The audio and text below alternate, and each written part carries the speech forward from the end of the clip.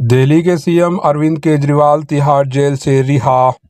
Supreme court की जानिब से जमानत मंजूर होने के बाद दिल्ली के चीफ मिनिस्टर अरविंद केजरीवाल आज तिहाड़ जेल से रिहा हो गए।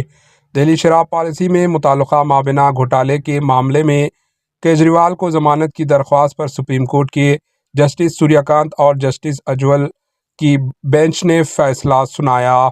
दरख्वास्त जमानत की मंजूरी के बाद कानूनी कार्रवाई आज शाम तक मुकम्मिल कर ली गई, जिसके बाद केजरीवाल करीब 156 दिन बाद तिहाड़ जेल से बाहर आए।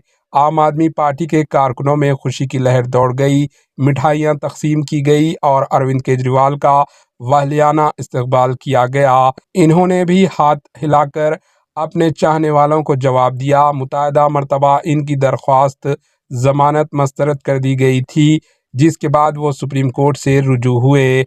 जमानत के लिए वो इन्हें शराइत की पाबंद होंगे जो ईडी केस में जमानत देते वक्त आयद की गई थी। जेल से बाहर आने के बाद अरविंद केजरीवाल किसी फाइल पर दस्तखत नहीं कर पाएंगे। इसके साथ इनके दफ्तर जाने पर भी पाबंदी होगी। Bureau report, HN news.